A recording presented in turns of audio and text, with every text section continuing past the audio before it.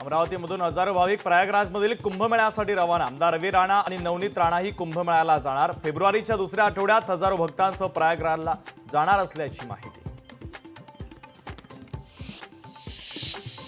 पंढरपूरमध्ये टोमॅटोच्या दरात घसरण। टोमॅटो उत्पादक शेतकरी आर्थिक अडचणीत। संतप्त शेतकऱ्यांनी टोमॅटो फेकून दिले।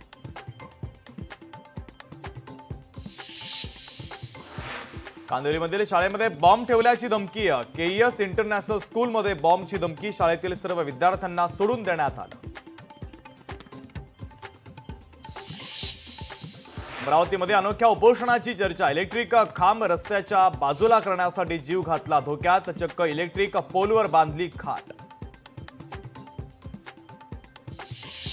शक्तीपीठ महामार्गाला बीडमधील शेतकऱ्यांचा विरोध। अंबाजोगाई तालुक्यातून जाणाऱ्या शक्तीपीठ महामार्गाला विरोध।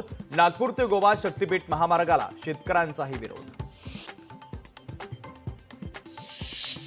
पुणे मुंबई द्रुतगती महामार्गावर पुन्हा 3 दिवस ब्लॉक। आजपासून 3 दिवस पुन्हा ब्लॉक। दुपारी 12 ते दुपारी 3 वाजेपर्यंत ब्लॉक। मराठीच्या मुद्द्यावरून मनसे पुन्हा आक्रमक। हॉटस्टार या ओटीटी वाहिनीच्या विरोधात मनसे अधिकच आक्रमक।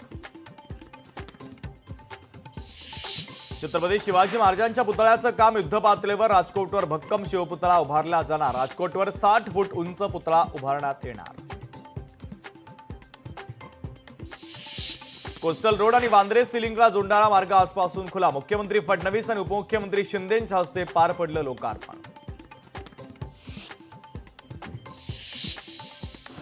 दूध उत्पादक शेतकऱ्यांच्या खात्यात 15 कोटी रुपये जमा। संभाजीनगर जिल्ह्यातील 12,000 शेतकऱ्यांना फायदा। जिल्हा दुग्ध व्यवसाय विकास अधिकाऱ्यांची माहिती।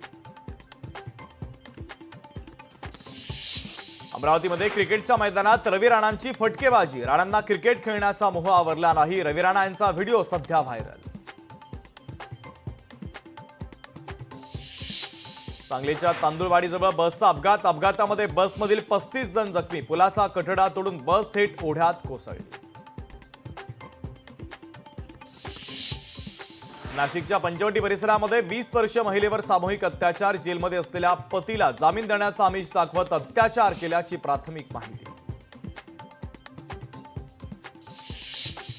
नागपूरमध्ये गुटखा विक्री करणाऱ्या किराणा दुकानावर पोलिसांची कारवाई। 2,44,000चा मुद्देमाल पोलिसांनी केला जप्त। गुटखा विक्री करणाऱ्या किराणा दुकानदाराला पोलिसांनी केली अटक। नवी मुंबई आयुक्तालयाच्या परिसरातून बांगलादेशी नागरिकांना पोलिसांनी केली अटक। अनधिकृतपणे राहणाऱ्या बांगलादेशी नागरिकांवर गुन्हा दाखल। रत्नागिरीमधील अनधिकृत बांधकामांवर बुलडोझर। रत्नागिरीच्या मिरकरवाडा बंदरातील अतिक्रमण हटवलं। मत्स्य आणि बंदर विभागाच्या माध्यमातून मोठी कारवाई।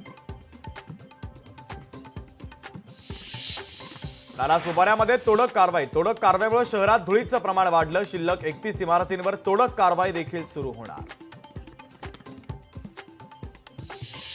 नवी मुंबईत अज्ञातांकडून टपरी चालकाला धमकी। माल विकणं थांबव अन्यथा केस करू। दादागिरी करतानाचा सीसीटीव्ही। लोकशाही मराठीच्या हाती।